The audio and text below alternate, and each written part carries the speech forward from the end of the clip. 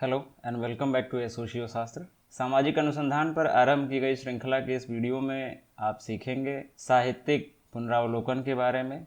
साहित्यिक समीक्षा क्या होती है, इसके कौन कौन से चरण हैं, यह क्यों आवश्यक होती है तथा साथ ही कौन से प्रमुख प्रकार हैं जिनके बारे में एक अनुसंधानकर्ता को जानकारी होनी चाहिए। तो आइए सबसे पहले यह समझ लेते हैं कि साहित्यिक समीक्षा क्या होती है। मूल रूप से यह अकादमिक लेखन का ही एक भाग होता है जो किसी विशिष्ट विषय पर अकादमिक ज्ञान और समझ को प्रदर्शित करता है। साहित्यिक समीक्षा में किसी भी सामग्री का समालोचनात्मक अध्ययन रहता है। उस सामग्री का व्यवस्थित वैज्ञानिक तरीके से मूल्यांकन किया जाता है। यही कारण है कि इसे साहित्यिक रिपोर्ट ना कह के साहित्यिक समीक्षा के नाम से जाना जाता है। जब भी अनुसंधानकर्ता शोध कार्य आरंभ करता है तो विषय के चयन के उपरांत सबसे प्रमुख कार्यों में से एक होता है साहित्यिक समीक्षा। जब तक अनुसंधानकर्ता को संबंधित विषय के बारे में व्यवस्थित जानकारी ना प्राप्त हो तब तक वह उस विषय के बारे में वैज्ञानिक तरीके से न्याय कर पाने में सक्षम नहीं होता है। इस प्रकार से साहित्यिक समीक्षा व्यवस्थित तरीके से करने से न केवल विषय को परिष्कृत करने में अनुसंधानकर्ता को सहायता मिलती है, बल्कि अनुसंधान हेतु आवश्यक प्रश्नों और उद्देश्यों की निर्मिति में भी यह सहायक होता है। साहित्यिक समीक्षा मूल रूप से अनेकों विद्वानों द्वारा किए गए साहित्यिक अन्वेषणों पर आधारित स्रोतों का सर्वेक्षण होता है। इस आधार पर अनुसंधानकर्ता को विषय के बारे में समुचित जानकारी प्राप्त होती है। यह वर्तमान ज्ञान का व्यवस्थित अवलोकन प्रस्तुत करता है, जिससे अनुसंधानकर्ता को स्वयं द्वारा किए जाने वाले शोध में प्रासंगिक सिद्धांतों, विधियों और अंतरालों की पहचान करने में सहायता मिलती है तथा इसी आधार पर अनुसंधानकर्ता द्वारा शोध लेखन का कार्य किया जाता है। साहित्यिक पुनरावलोकन शोध को एक निश्चित दिशा व दशा प्रदान करने का कार्य करता है। इसके आधार पर अनुसंधानकर्ता को यह ज्ञात होता है कि आगे वैज्ञानिक अनुसंधान के तहत उसे कौन कौन से कार्यों को करना है। जब भी अनुसंधानकर्ता साहित्यिक समीक्षा करता है तो साहित्यिक समीक्षा करने के लिए कुछ प्रमुख उद्देश्य होते हैं जिसकी वजह से अनुसंधानकर्ता द्वारा साहित्यिक समीक्षा की जाती है। जब भी अनुसंधानकर्ता द्वारा कोई शोध प्रबंध लिखा जाता है अथवा शोध आलेख लिखा जाता है तो उसके मौजूदा ज्ञान को परिष्कृत करने के लिए, विस्तृत करने के लिहाज से साहित्यिक समीक्षा अत्यंत आवश्यक होती है। यहाँ कुछ प्रमुख बिंदु दिए गए हैं जिनके संदर्भ से साहित्यिक समीक्षा एक अनुसंधानकर्ता को मदद प्रस्तुत करती है। साहित्यिक समीक्षा के आधार पर ही अनुसंधानकर्ता को संबंधित विषय के बारे में व्यवस्थित जानकारी प्राप्त हो पाती है तथा साथ ही उसे यह भी ज्ञान हो पाता है कि अन्य विद्वानों द्वारा इस संदर्भ में कौन से कार्य किए गए हैं। साहित्यिक समीक्षा के आधार पर ही अनुसंधानकर्ता को यह ज्ञात होता है कि कौन सी सैद्धांतिक संरचना उसे निर्मित करनी है तथा अनुसंधान के दौरान किस प्रकार की कार्यप्रणाली का उपयोग उसके द्वारा किया जाना अपेक्षित है। चूंकि विषयों पर पूर्व में भी अनेक विद्वानों व अनुसंधानकर्ताओं द्वारा कार्य किए गए होंगे, तो ऐसे में साहित्यिक समीक्षा के सहारे अन्य शोधकर्ताओं व सिद्धांतकर्ताओं द्वारा किए गए कार्यों की समुचित जानकारी अनुसंधानकर्ता को प्राप्त हो पाती है। पूर्व में किए गए अनुसंधान के आधार पर अनुसंधानकर्ता यह भी पता लगा पाता है कि किन किन क्षेत्रों में कार्य हुए हैं तथा कौन से क्षेत्र हैं जिनमें कार्य होना बाकी है। अर्थात अनुसंधान अंतराल, रिसर्च गैप के बारे में व्यवस्थित जानकारी साहित्यिक समीक्षा के ही सहारे अनुसंधानकर्ता को प्राप्त हो पाती है। इसके अलावा अनुसंधानकर्ता को अपने विषय की वर्तमान स्थिति का पता लग पाता है और साथ ही वर्तमान समय में संबंधित विषय पर अन्य विद्वानों की क्या राय है, किस प्रकार के विमर्श नियोजित किए जा रहे हैं, किस प्रकार के विमर्श उपज रहे हैं आदि संदर्भों की व्यवस्थित जानकारी अनुसंधानकर्ता को साहित्यिक समीक्षा के ही सहारे प्राप्त हो पाती है। उद्देश्यों की जानकारी कर लेने के उपरांत आइए यह देखते हैं कि साहित्यिक समीक्षा लिखने के कौन से प्रमुख चरण होते हैं। सबसे पहले आवश्यक होता है कि व्यवस्थित साहित्यों की खोज की जाए। जब भी अनुसंधानकर्ता द्वारा शोध कार्य आरंभ किया जाता है तो सबसे आवश्यक होता है कि संबंधित विषय के बारे में अनुसंधानकर्ता एक व्यवस्थित समझ निर्मित कर ले एक व्यवस्थित जानकारी उसके पास हो जिसके आधार पर वह आगामी शोध के चरणों को लागू कर पाए। साहित्यिक समीक्षा के आधार पर ही अनुसंधानकर्ता द्वारा शोध के उद्देश्यों को निरूपित किया जाता है। संबंधित उपकल्पना अथवा शोध प्रश्न का निर्माण होता है। शोध प्रारूप का चयन किया जाता है। किस क्षेत्र में अनुसंधान कार्य करना है, कौन कौन सी इकाइयों का चयन किया जाएगा, किस प्रकार की शोध प्रविधि का उपयोग किया जाएगा, ये सारे चरण साहित्यिक समीक्षा द्वारा प्राप्त किए गए ज्ञान के आधार पर ही अनुसंधानकर्ता द्वारा नियोजित किए जाते हैं। ऐसे में सबसे आवश्यक होता है कि अनुसंधानकर्ता प्रासंगिक साहित्य का चयन करे ताकि भावी चरणों में कोई त्रुटि ना हो सके, उनकी विश्वसनीयता बनी रहे। अनुसंधानकर्ता को सबसे पहले अपने शोध विषय से संबंधित कुछ कीवर्ड्स को निर्मित कर लेना होगा, चिन्हित कर लेना होगा, जिसके आधार पर वह संबंधित साहित्यों की खोज करेगा। मसलन किसी विशिष्ट आयु वर्ग पर यदि हमें सोशल मीडिया द्वारा निर्मित किए गए बॉडी इमेज पर अध्ययन करना है तो उसके लिए कुछ निश्चित मुख्य शब्दों को चयनित कर लेना होगा ताकि संबंधित साहित्यों की खोज की जानी सरल हो सके। अब इस विषय के आधार पर हम कुछ कीवर्ड्स को आइडेंटिफाई कर सकते हैं, उन्हें चिन्हित कर सकते हैं, जैसे social media, Facebook, Instagram, Twitter, Snapchat, TikTok, ये सारे सोशल मीडिया के कीवर्ड्स हो जाएंगे। इसके बाद यदि हम बॉडी इमेज से जुड़े कीवर्ड्स की बात करें तो उसमें शारीरिक छवि, आत्मधारणा, आत्मसम्मान, मानसिक स्वास्थ्य, शारीरिक सौष्ठव आदि कीवर्ड को हम चुन सकते हैं। इसके बाद यदि हम युवा वर्ग की बात करें तो उसमें टीनेजर, किशोरावस्था, युवावस्था आदि प्रकार के कीवर्ड को चुनकर हम व्यवस्थित साहित्यों की खोज को आरंभ कर सकते हैं। कीवर्ड्स की पहचान कर लेने के बाद अब आवश्यक होता है कि हम साहित्यों की खोज किन स्थानों से आरंभ करेंगे, कौन से ऐसे प्लेटफॉर्म होंगे जो विश्वसनीय होंगे, जो वैध होंगे, जिनके सहारे हम साहित्यों की खोज कर सकते हैं, जिनके सहारे हम साहित्यों की तलाश को पूरा कर पाएं। इसमें सबसे प्रमुख होता है आपके विश्वविद्यालय अथवा महाविद्यालय की लाइब्रेरी, पुस्तकालय। वहाँ पर अनेकों अध्ययन सामग्रियाँ हैं जिनमें आप संबंधित कीवर्ड्स को खोज सकते हैं और आवश्यक साहित्यों को चयनित कर सकते हैं। इसके अलावा ऑनलाइन कई ऐसे प्लेटफॉर्म्स हैं जैसे गूगल स्कॉलर, जे store, EBSCO, EBSCO, project muse जो कि मानविकी और सामाजिक विज्ञान के लिए एक प्लेटफॉर्म है। इसके अलावा मेडलाइन जो जीव विज्ञान और बायोमेडिसिन के क्षेत्र के लिए है, इकोलिट जो इकोनॉमिक्स के लिए है, अर्थशास्त्र के लिए है, इंस्पेक्ट भौतिक, इंजीनियरिंग और कंप्यूटर विज्ञान से जुड़े अध्ययनों हेतु काम में लिया जाता है। इसके इतर आप बुलियन ऑपरेटर्स की सहायता से किए जाने वाले सर्च को भी अपने शोध में काम में ला सकते हैं। इसके इतर भी अनेक ऐसे ऑनलाइन प्लेटफॉर्म्स हैं जहां आप सरलता से साहित्यों की खोज कर सकते हैं। कोई भी साहित्य आपके शोध से संबंधित है अथवा नहीं, इसके लिए आवश्यक नहीं है कि आप संपूर्ण साहित्य का अध्ययन करें। आवश्यक है कि उस संबंधित सामग्री में दिए गए एब्स्ट्रैक्ट यानी सारांश अथवा कंक्लूजन यानी उपसंहार अथवा निष्कर्ष को पढ़कर भी आप एक सामान्य जानकारी प्राप्त कर सकते हैं कि वह संबंधित सामग्री आपके शोध विषय के अनुरूप है अथवा नहीं। यदि इस आधार पर आपको यह जानकारी हो जाती है कि वह संबंधित साहित्य आपके शोध विषय के अनुरूप है तो ऐसे में आवश्यकता है आपको चयनित किए गए साहित्य का पूर्ण व व्यापक अध्ययन करने की। इसके उपरांत आप चयनित सामग्री में उपयोग किए गए तथ्यों को अपने अनुसंधान में उपयोग करने लायक बना सकते हैं। प्रासंगिक साहित्य को चयनित कर लेने के उपरांत यह आवश्यक है कि उस साहित्य का मूल्यांकन अनुसंधानकर्ता द्वारा वैज्ञानिक तरीके से किया जाए। यह मूल्यांकन आप तभी कर सकते हैं जब आप संबंधित साहित्य का संपूर्ण और व्यवस्थित अध्ययन कर चुके होंगे।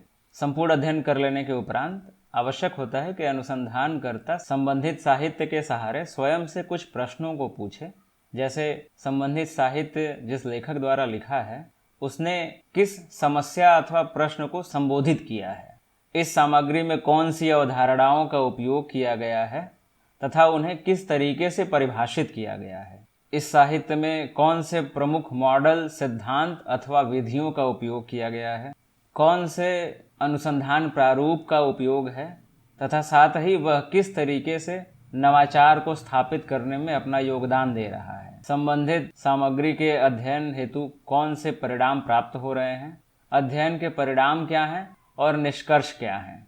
चयनित की गई सामग्री का अन्य साहित्यों के साथ क्या संबंध है? क्या यह स्थापित किए गए ज्ञान को संपोषित करता है, संवर्धित करता है, अथवा उस ज्ञान को नकारता है या चुनौती देता है? उस शोध की स्ट्रेंथ और वीकनेस यानी ताकत और कमजोरियां क्या हैं? इन प्रश्नों के आधार पर अनुसंधानकर्ता चयनित साहित्य का मूल्यांकन करता है तथा यह भी सुनिश्चित करता है कि वहां प्रस्तुत की गई सामग्री विश्वसनीय है अथवा नहीं, तथा साथ ही वह सामग्री अनुसंधानकर्ता द्वारा किए जाने वाले शोध हेतु प्रासंगिक है अथवा नहीं। इस तरीके से अनुसंधानकर्ता साहित्यों का अध्ययन करता है, संबंधित नोट्स लेता रहता है और यदि उसमें कोई आवश्यक संदर्भ है तो उसको भी लिखता रहता है, ताकि अनुसंधान के दौरान वह उन आवश्यक संदर्भों को साइट कर सके, उन्हें कोट कर सके। कोट करना अथवा साइट करना इस लिहाज से भी आवश्यक होता है कि किसी अन्य अनुसंधानकर्ता द्वारा किए गए सामग्री को अनुसंधानकर्ता अपने स्वयं के रिसर्च में, अनुसंधान में बिना उद्धरण के उपयोग नहीं कर सकता। यदि वह बिना उद्धरण दिए उनके कार्यों का उपयोग कर रहा है तो ऐसे में वह साहित्यिक चोरी यानी प्लेजरिज्म के नाम से जाना जाएगा तथा यह अनुसंधानकर्ता के शोध की विश्वसनीयता व वैधता को दूषित करेगा। इस प्रकार से नोट्स बनाने से अनुसंधानकर्ता को यह ज्ञात होगा कि संबंधित साहित्य में किन किन क्षेत्रों पर कार्य किया गया है तथा संबंधित विषय पर कौन कौन से क्षेत्र हैं जो बचे रह गए। इससे अनुसंधानकर्ता को यह याद रखने में मदद मिलती है कि उसने क्या पढ़ा है और कौन से संबंधित विषय हैं, संबंधित क्षेत्र हैं जो छूटे रह गए हैं। मूल्यांकन के उपरांत अनुसंधानकर्ता द्वारा कुछ प्रमुख विषयों, विमर्शों और अंतरालों को चयनित किया जाता है। अनुसंधानकर्ता द्वारा निर्मित किए गए नोट्स के आधार पर उसे यह ज्ञात होता है कि कौन से ट्रेंड्स और पैटर्न वर्तमान समय में परिलक्षित हो रहे हैं तथा कौन से ट्रेंड्स और पैटर्न हैं जो विलुप्त हो चुके हैं। यानी कुछ ऐसे दृष्टिकोण होते हैं जो समय के अनुरूप लोकप्रिय और कम लोकप्रिय होते रहते हैं। उनका ज्ञान इन नोट्स के सहारे अनुसंधानकर्ता को प्राप्त होता है। किसी भी थीम में, विषय में कौन कौन सी अवधारणाएं हैं जिनकी पुनरावृत्ति होती है, जिन्हें बार बार उपयोग किया जा रहा है। प्रस्तुत वाद विवाद, संघर्ष और विरोधाभास से संबंधित स्रोत कहाँ तक अनुसंधानकर्ता द्वारा किए जाने वाले अनुसंधान हेतु सहमत हैं अथवा असहमत हैं। साथ ही संबंधित साहित्यिक सामग्री में कौन से प्रभावशाली सिद्धांत हैं अथवा अवधारणाएं हैं जो निर्णायक की भूमिकाएं निभा रही हैं। क्या अनुसंधानकर्ता उन प्रधान अथवा प्रभावी अवधारणाओं अथवा सिद्धांतों का उपयोग अपने अनुसंधान में कर सकता है। अनुसंधानकर्ता द्वारा किए जाने वाले अनुसंधान में कौन सी कमजोरियां हैं जिन्हें दूर करने की आवश्यकता है, परिष्कृत करने की आवश्यकता है। इस आधार पर साहित्यिक समीक्षा से अनुसंधानकर्ता एक व्यवस्थित संरचना का निर्माण करता है जो उसके मौजूदा शोध से संबंधित ज्ञान को संवर्धित करने में महती भूमिका निभाती है। ट्रेंड्स और गैप को हम एक उदाहरण की सहायता से यहाँ समझ सकते हैं। अनुसंधानकर्ता द्वारा सोशल मीडिया और बॉडी इमेज से संबंधित साहित्यों के अध्ययन करने में कुछ प्रमुख बातें उसे प्राप्त हो सकती हैं। उसे यह पता लग सकता है कि अधिकांश शोध युवा महिलाओं पर हुए हैं। सोशल मीडिया के संबंध में व्यक्तियों के देखने की रुचि बढ़ी है, लेकिन उसे इस अंतराल के बारे में भी जानकारी हो सकती है कि वर्तमान में स्नैपचैट और इंस्टाग्राम जैसे दृश्य माध्यमों के संबंध में अनुसंधान की पर्याप्त कमी है। यानी इस प्रकार के अनुसंधान को अनुसंधानकर्ता अपने शोध हेतु उपयोग में ला सकता है। इसके उपरांत अनुसंधानकर्ता साहित्यिक समीक्षा की एक संरचना निर्मित कर सकता है। इस संरचना के आधार पर वह कई रणनीतियों को अपने शोध हेतु जोड़ सकता है। इसमें वह क्रोनोलॉजिकल स्टडी यानी कालक्रमबद्धता को अपने शोध में शामिल कर सकता है। यानी उसका शोध किस कालक्रम पर आधारित है, कौन से कालखंड हैं जिसका उपयोग अनुसंधानकर्ता को अपने शोध में करना है। इसके उपरांत वह कुछ थीम्स को आइडेंटिफाई कर सकता है, कुछ विषयों को चयनित कर सकता है। इन्हीं केंद्रित विषयों के सहारे वह कुछ उपखंडों का चुनाव करेगा। उदाहरण के लिए, यदि अनुसंधानकर्ता कुछ प्रवासी स्वास्थ्य परिणामों से संबंधित असमानताओं का अध्ययन कर रहा है, उससे संबंधित साहित्यों की समीक्षा कर रहा है, तो वह कुछ प्रमुख विषयों जैसे स्वास्थ्य सेवा नीति, भाषा अवरोध, सांस्कृतिक दृष्टिकोण, कानूनी स्थिति और आर्थिक पहुंच आदि जैसे विभिन्न पहलुओं को अपने अनुसंधान साहित्यों के चयन हेतु शामिल कर सकता है। इसके साथ ही साहित्यों के अध्ययन के आधार पर उसे कुछ प्रमुख प्रविधियों की जानकारी होगी जिनका उपयोग अनुसंधानकर्ता अपने शोध के दौरान कर सकता है।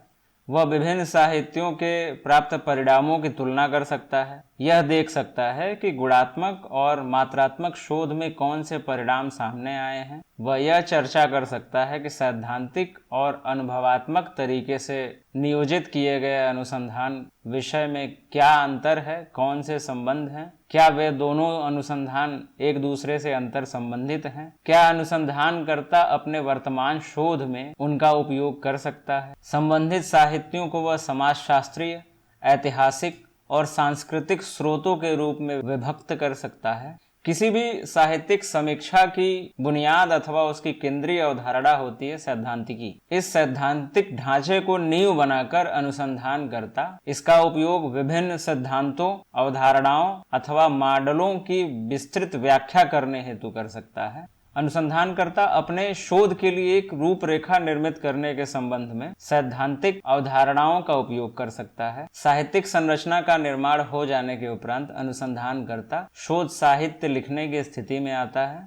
यहाँ सबसे पहले अनुसंधानकर्ता को संबंधित साहित्य का परिचय और उसके उद्देश्यों को उद्धृत करना चाहिए। उसके उपरांत वह मुख्य भाग का लेखन कार्य करेगा, जिसमें प्रयोग की गई वैज्ञानिक प्रविधि से लेकर तथ्यों के संकलन तक का संपूर्ण विवरण विदित रहेगा। इस भाग में ही विश्लेषण व व्याख्या दी जाएगी।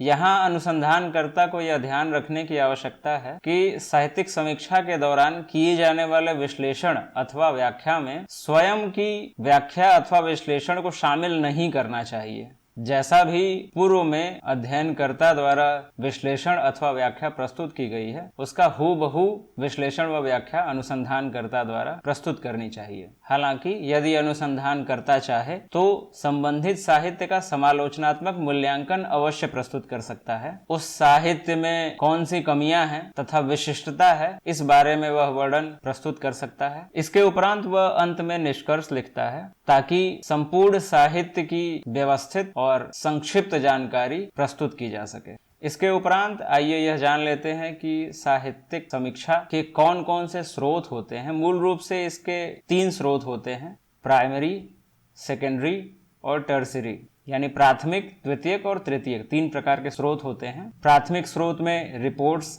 Thesis, email, memos, minutes, conference की प्रोसीडिंग्स, कंपनी द्वारा निर्मित की गई रिपोर्ट और कुछ अप्रकाशित मैन्युस्क्रिप्ट स्रोत शामिल होते हैं। जबकि द्वितीयक स्रोतों में किताबें, पत्रिकाएं और समाचार पत्र शामिल होते हैं। यहीं तृतीयक साहित्यिक सामग्री के तहत indexes, abstracts, catalogue, encyclopedia, dictionary, bibliography और साइटेशन इंडेक्स को हम शामिल कर सकते हैं। ये मूल रूप से 3 स्रोत होते हैं जिनका उपयोग अनुसंधानकर्ता अपने शोध में साहित्यिक समीक्षा के तौर पर कर सकता है।